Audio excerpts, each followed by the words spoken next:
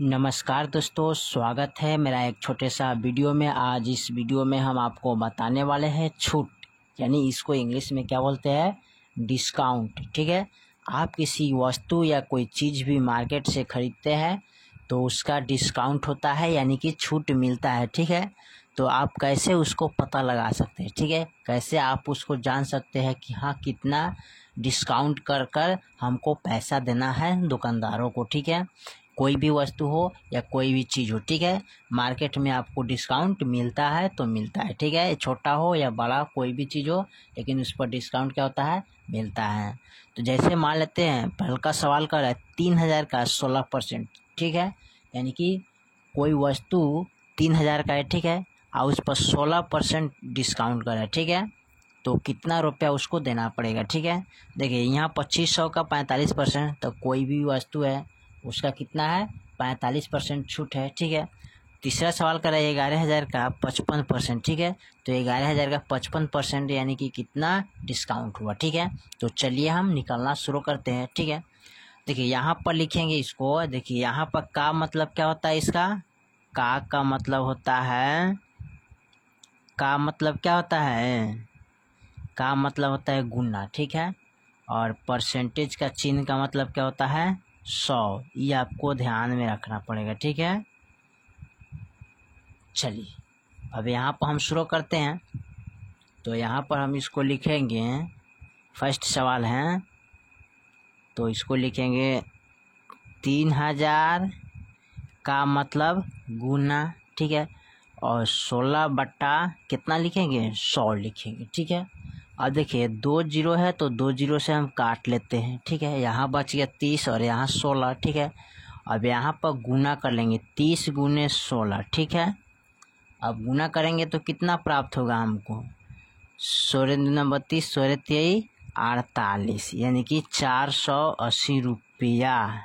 ठीक है, यानी हमको इतना डिस्काउंट मिला। ठीक है, इतना कम हुआ है 480 रुपये। ठीक है, अब 3000 में से क्या करना है, 480 रुपये को घटा लेना है। ठीक है, तो 3000 में से हम क्या करेंगे, 480 रुपया को हम घटा लेंगे। ठीक है, 480 रुपया। ठीक है, तो 480 रुपया हम यहाँ पर लिख लेते हैं। ठीक है, 0 और 10 यहाँ से इसमें दाएँ लेंगे तो कितना जाएगा, 10, और फिर यहाँ से इसमें दाएँ लेंगे तो 10 हो जाएगा।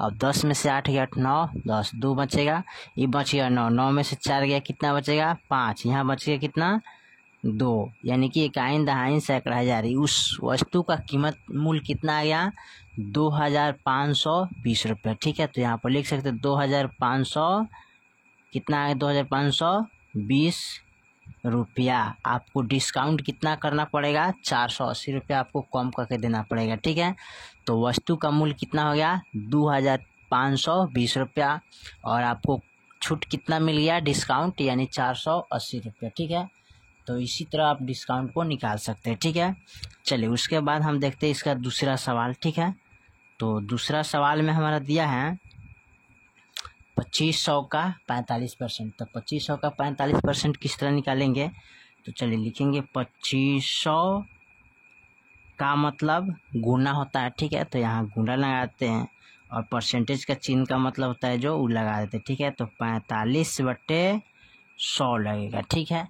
अब इनको क्या करते हैं, 2 जीरो से 2 जीरो को काट लेते हैं। ठीक है, अब बच गया 25 गुने 45। ठीक है, अब इसको हमें क्या करना है, गुना करना है। ठीक है, तो गुना करने के लिए हम ऊपर नीचे यहाँ पर कर लेते हैं। ठीक है, तो 45 गुने 25 कर लेते हैं। ठीक है, तो 5 25 और 5 चौका 20, 20 2 22, अब 2 बचे 10, 4 दूना 8 1 9। ठीक है, अब इसको जोड़ लेंगे, 5 2 9 2 9 10 11। ठीक है, यानी कि 1125 रुपये आपको डिस्काउंट मिला। ठीक है, यहाँ पर 1125 रुपये क्या हुआ, डिस्काउंट मिला। ठीक है, डिस्काउंट।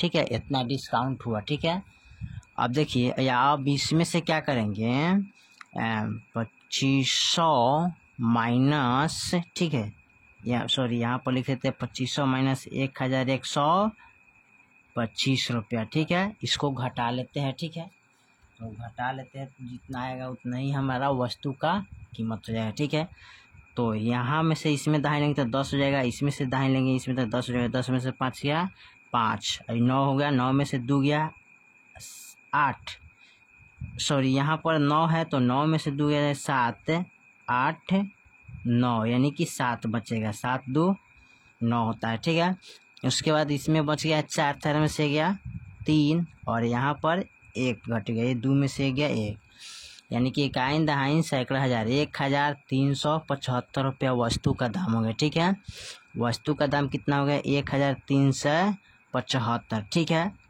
और हमारा डिस्काउंट इसमें कितना हो गया, तो डिस्काउंट हो गया 1125 रुपया। ये क्या हो गया, डिस्काउंट हो जाएगा आपका, डिस्काउंट, ये आपका डिस्काउंट हो गया, यानी कि 2500 में आपको 1125 रुपया डिस्काउंट यानी छूट मिल गया। आपको टोटल वस्तु का कीमत कितना हो गया, तो 1375 रुपया। ठीक है, और चलिए हम तीसरा सवाल को हल करते हैं। ठीक है, तो तीसरा सवाल हमारा कह रहा है, तीसरा सवाल में दिया है 11,000, ठीक है, का मतलब गुना और 55% बट्टे 100। अब 2 जीरो से 2 जीरो काट लेते हैं। ठीक है, और यहाँ बच गया 110 गुने 55, सॉरी यहाँ लिखेंगे 55। ठीक है, 110 गुने 55 हो गया। ठीक है, अब इसमें क्या करेंगे, गुना करेंगे, तो 11 पचे 55, हाथ में 5, 11 पचे 55, अब 55 अब 5 कितना होता है 60, तो लिख लेते हैं और यहाँ एक जीरो डाल देते। ठीक है, अब इकाइन दहाइन सैकड़ा हज़ार 6000, यानी कि ये आपका डिस्काउंट हो गया। ठीक है, क्या हो गया,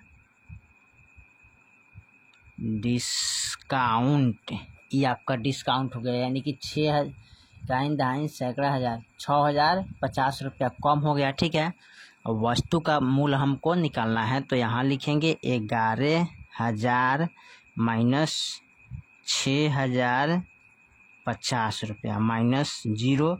अब यहाँ से हम लेंगे दहाई। ठीक है, तो दहाई लेंगे तो ये 10 हो जाएगा, ये 10 हो जाएगा, 10 में से 5 गया 5 और 9 बच गया, तो 9 के 9 उतरेगा, और यहाँ बचे कितना 11 था तो 10 है, तो 10 में से 6 गया 4। ठीक है, तो आपका हो गया कितना, इकाइन दहाइन सैकड़ा 4950, यानी कि 4950 रुपया वस्तु का कीमत हो गया। ये आपका डिस्काउंट हो, यानी कि छूट मिल गया। ठीक है, तो वस्तु का कुल कीमत कितना हो गया आपका 4950 रुपया, और 650 रुपया आपका डिस्काउंट मिल गया। ठीक है, तो इसी तरह आप निकाल सकते हैं डिस्काउंट यानी छूट। ठीक है, बहुत आसान तरीके से।